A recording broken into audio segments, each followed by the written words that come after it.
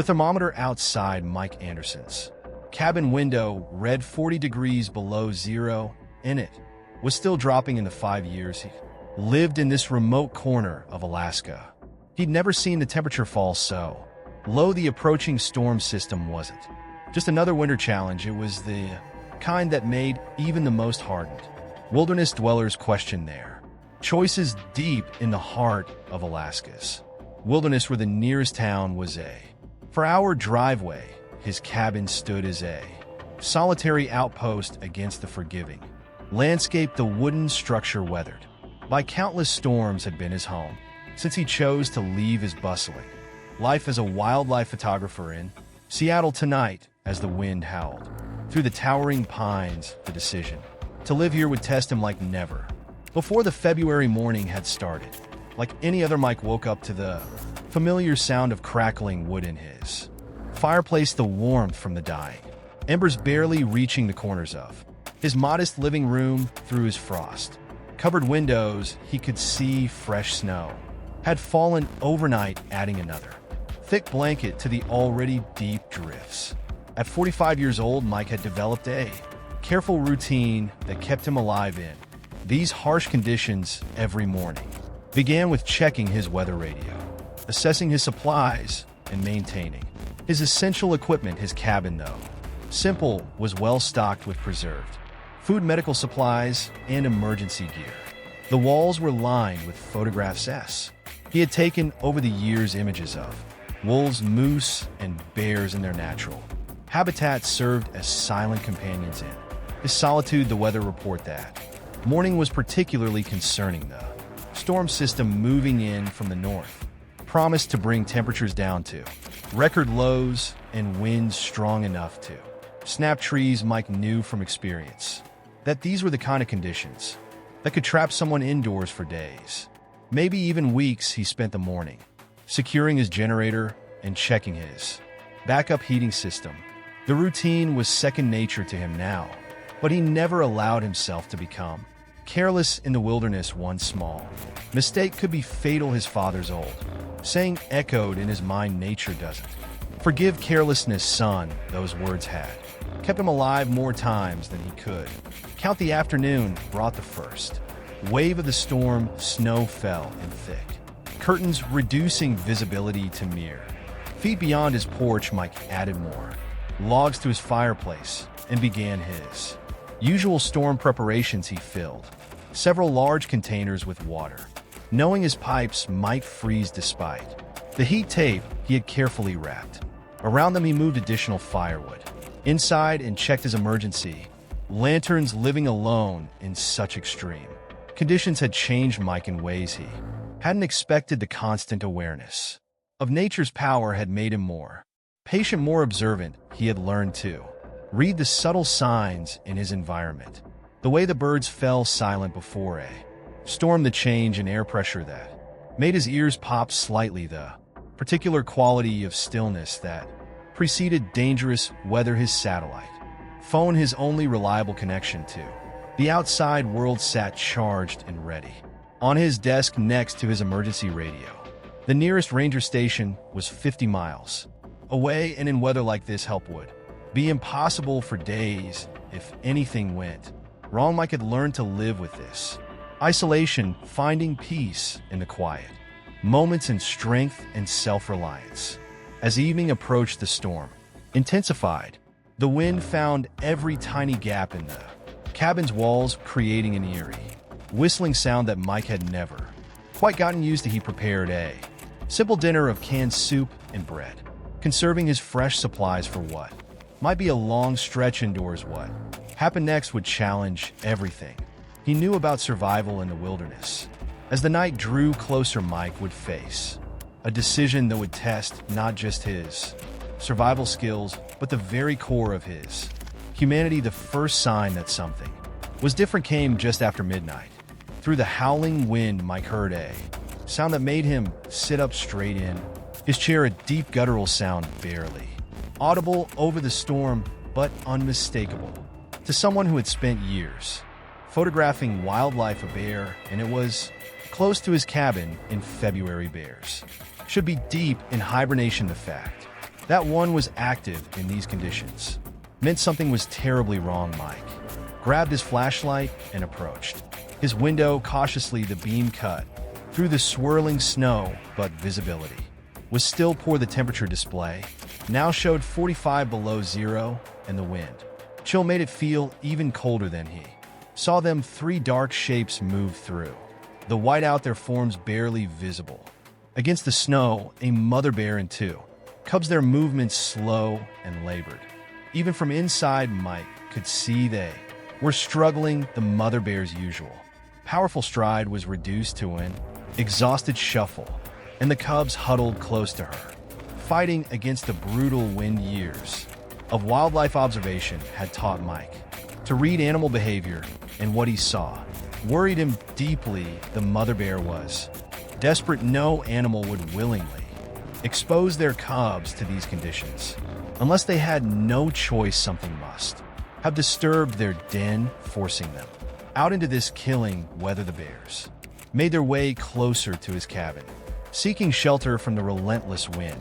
In the beam of his flashlight, Mike could see ice forming on their fur. The cubs were shivering violently, their small bodies not built to withstand such extreme cold. The mother bear's movements became increasingly unsteady, her strength visibly failing. Mike's heart raced as the bears approached his porch.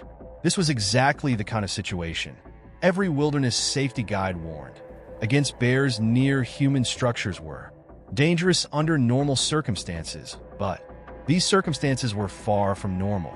The desperate mother bear might try anything to protect her cubs from the cold. Through the window, Mike could now see the bears clearly. The cubs were much smaller than they should be, probably born late in the season. Their chances of survival in these conditions were slim to none. The mother bear began pawing at the snow near his porch, attempting to create some form of shelter, but the wind whipped away any progress she made. The temperature continued to drop. Mike's thermometer now refused to give a reading. The liquid frozen solid inside.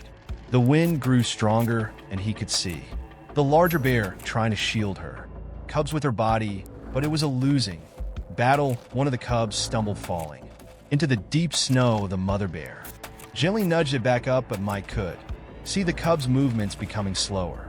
More unrelated time was running out. The bears had been struggling for almost an hour now, and their condition was deteriorating rapidly. The second cub collapsed, and this time getting back up took longer. The mother bear's attempts to help became weaker, her own strength fading. She let out another low moan, a sound filled with desperation that cut through the howling wind and straight to Mike's core. Mike found himself pressed against the window, his breath fogging the glass. He had photographed hundreds of bears in his career, documented their behavior, their struggles, and their triumphs, but he had never seen anything like this. The cold was killing them, slowly but surely, right in front of his eyes. The bears were now huddled directly against his porch, their last attempt to find any protection from the wind. The cubs were barely moving, and the mother bear's eyes were glazing over the cold,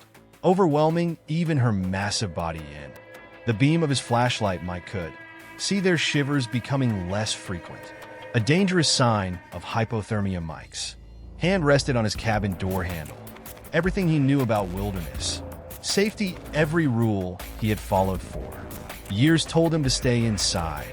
But as he watched the family of bears slowly freezing to death on his porch, another voice inside him grew stronger, a voice that asked what the value of survival rules was when weighed against dying creatures who needed help. The bears were no longer moving much at all. The cubs lay curled up against their mother, who had positioned herself between them. In the wind, her eyes met Mike's through the window, and in that moment he saw something that shook him to his core.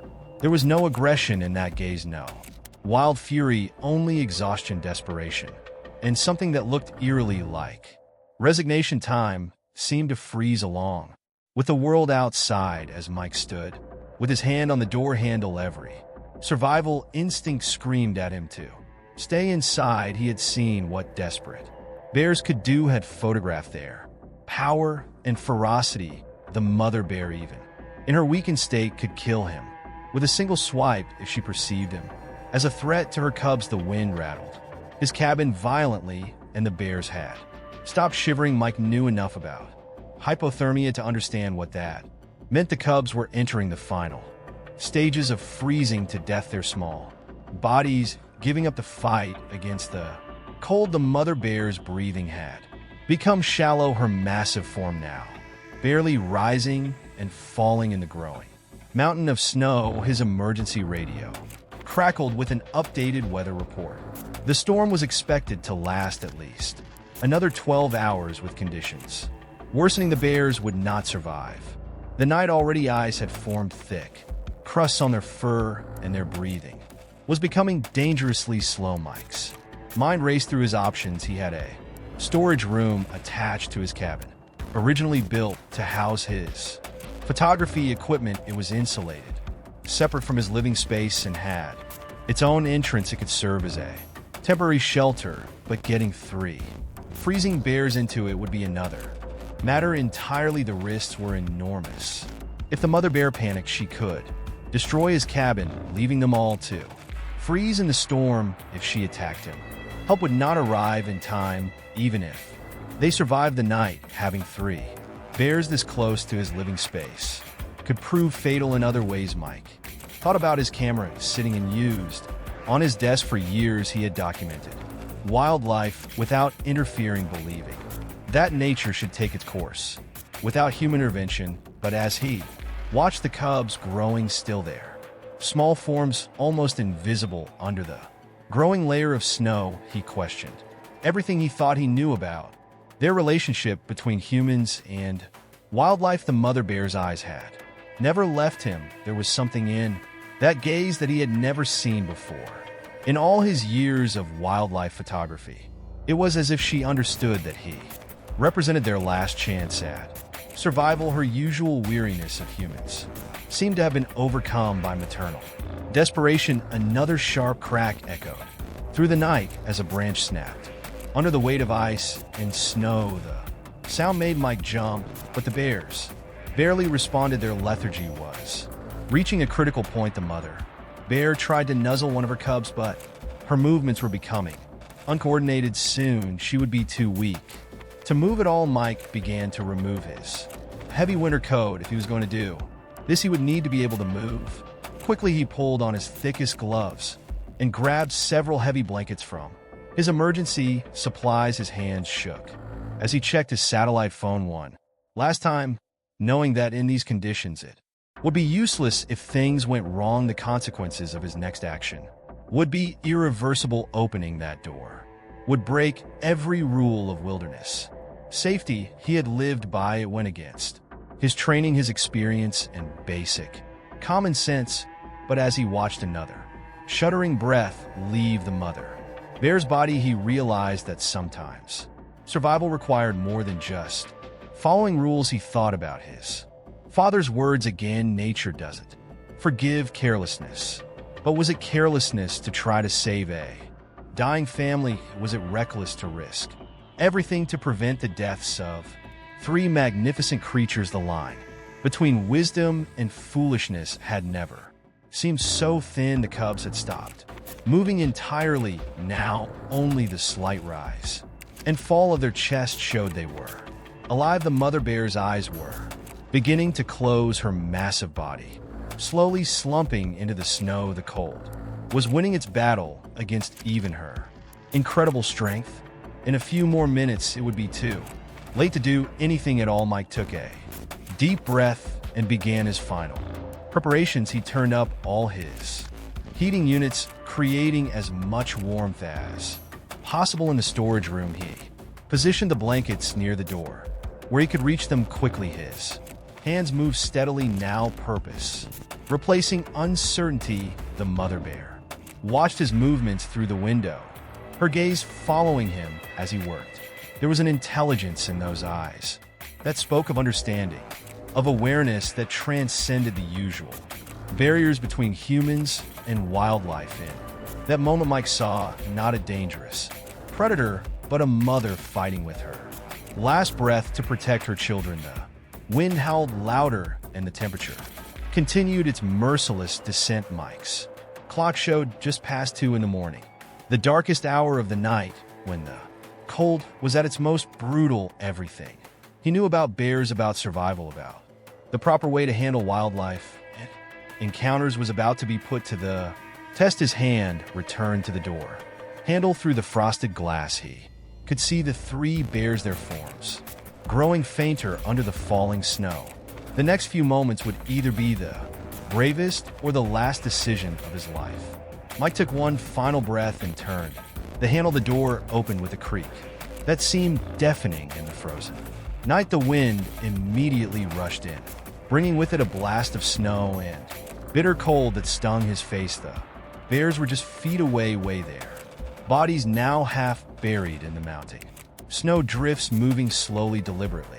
Mike stepped onto his porch. The mother bear's eyes flickered, registering his presence, but she made no aggressive movement. Her survival instinct seemed to be wearing with her exhaustion. She lifted her head slightly, nostrils flaring as she caught his scent, but even this small movement seemed to drain her remaining energy. Speaking in low, soft tones, Mike began to clear ADH path from his porch to the storage room door. Every movement was measured, non-threatening. It's all right, he found himself whispering, though he knew the bears couldn't understand his words. The mother bear watched him, her eyes showing more awareness now, but still no aggression. The cubs hadn't moved. Their small bodies were almost completely covered in snow, and Mike could barely see their breathing. Time was running out.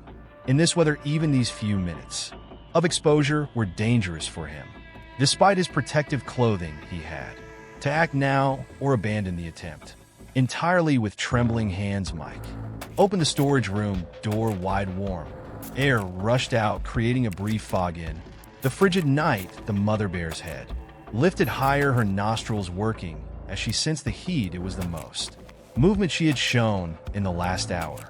Mike's heart pounded as he took the most dangerous step of all. He moved closer to the bear's blankets in his hands. The mother bear's eyes tracked his movement, but her usual protective instincts seemed dulled by the cold and exhaustion. When he was within a few feet, he gently tossed one of the blankets over the cubs. The thick wool covered their small bodies, and for a terrifying moment, the mother bear tensed. Mike held his breath, knowing his life hung on her next reaction, but instead of attacking, she slowly, painfully began to nose the blanket around her cubs, seeming to understand its purpose. Encouraged, Mike spread another blanket closer to the storage room door, creating a path of warmth. His fingers were starting to go numb, and he knew he couldn't stay out much longer. Everything would depend on the mother bear's next decision. She tried to stand, her legs shaking with the effort. The cubs remained motionless under the blanket with gentle movements that bellied her sighs. She attempted to nudge one of the cubs. It didn't respond. The second cub lay equally still. A sound of distress rumbled from her throat, a mother's fear for her children cutting through the howling wind. Mike made his final move. He stepped back, keeping his movements slow and deliberate until he stood near the storage room door. The warm air flowing out created a beacon in the darkness, a promise of survival. He waited, his heart thundering in his chest as the mother bear faced her own decision. The massive creature gathered her remaining strength with agonizing slowness. She managed to get to her feet. For a moment that seemed to stretch into eternity, she stood swaying in the savage wind, her gaze moving between her cubs and the open door. Then with infinite gentleness, she gripped the blanket, covering her cubs in her teeth. Mike watched in awe as the mother bear, fighting against exhaustion with every step, began to drag her cubs toward the storage room door. The blanket helped them slide over the snow, but every movement clearly cost her precious energy. Her powerful muscles trembled with the effort, but her eternal instinct drove her forward. The distance was only a few yards, but it seemed like miles.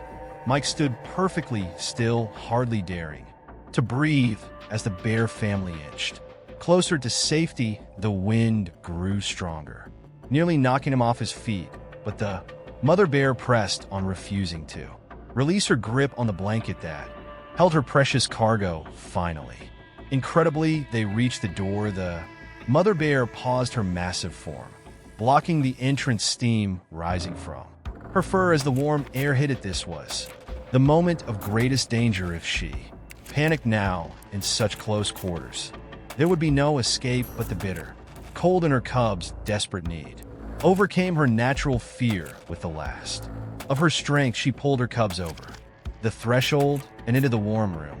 Mike watched as the massive creature collapsed beside her children, her body curling protectively around them as warmth began to seep back into their frozen bodies. With infinite care, Mike closed the storage room door, his movements slow and deliberate. Through the door's small window, he could see the bear family huddled together in the warm space. The mother bear's eyes remained open, watching him, but the desperate tension in her body had begun to ease as the heat worked its way through her frozen fur. Over the next few hours, Mike kept vigil from his cabin, watching through the connecting window between his living space and the storage room. The storm outside reached its peak, rattling the walls of his cabin with unprecedented fury.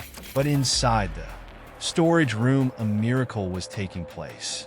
The cubs were the first to show signs of recovery as their small bodies warmed.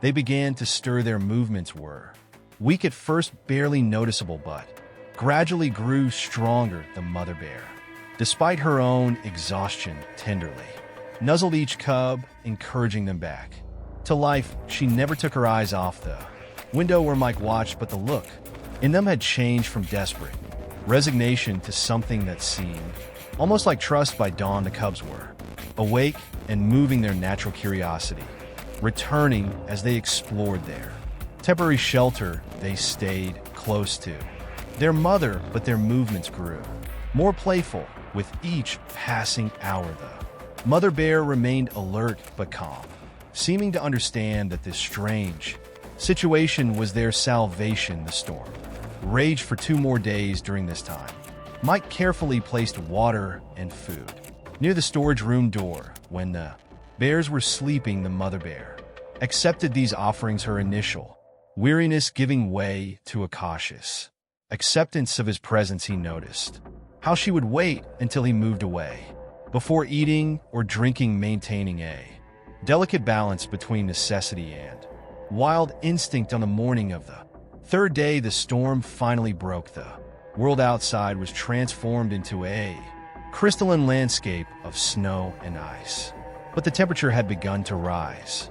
The sun broke through the clouds for the first time in days, bringing with it the promise of survival. Mike knew it was time. The bears needed to return to the wild before they became too accustomed to human presence. As if sensing this, the mother bear had grown more restless, her natural instincts calling her back to the forest. The cubs, now fully recovered, were becoming more active, testing their renewed strength with the same careful movements he had used that desperate night. Mike opened the storage room's outer door. Fresh air and sunlight streamed in, and the mother bear lifted her head, scenting the changed weather. She rose to her feet, magnificent and powerful once again, so different from the desperate creature she had been 3 nights ago. The cubs followed their mother's lead, their small bodies now moving with the energy of healthy young bears. At the doorway, the mother bear paused. She turned her head toward Mike, who stood at a respectful distance. Their eyes met one final time, and in that moment, Mike felt he understood something profound about the connection between all living things. Then, with surprising grace for such a large animal, she led her cubs out into the snow. Mike watched as they made their way into the forest, their dark forms growing smaller against the white landscape. The cubs bounded through the snow, their near-death experience already forgotten in the way of young animals. Their mother followed more slowly, her powerful form silhouetted against the rising sun just before they disappeared into the trees. The mother bear stopped and looked back. One final time she stood there for a long moment, her presence commanding even. At a distance, then she turned and vanished into the forest with her cubs, leaving only tracks in the snow as evidence of their extraordinary encounter. Mike stood at his window long after they had gone, reflecting on the experience. He had broken every rule of wilderness safety, risked his life on it. Instinct he couldn't fully explain yet. As he watched the sun rise over the transformed landscape, he knew he would make the same choice again in the years that followed. He would sometimes see bears in the distance and wonder if they were the same family he had sheltered that desperate night, but he never tried to get close or take their picture. Some memories he learned were better preserved in the heart than through a camera lens. His decision to open that door had taught him that sometimes survival meant more than just staying alive. Sometimes it meant remembering our shared connection to all living things, even in the harshest of circumstances. If this amazing story of compassion and survival touched your heart, make sure you do not miss out on more incredible wildlife encounters and tales of human kindness. Subscribe to our channel now by clicking the button below and join our growing community of nature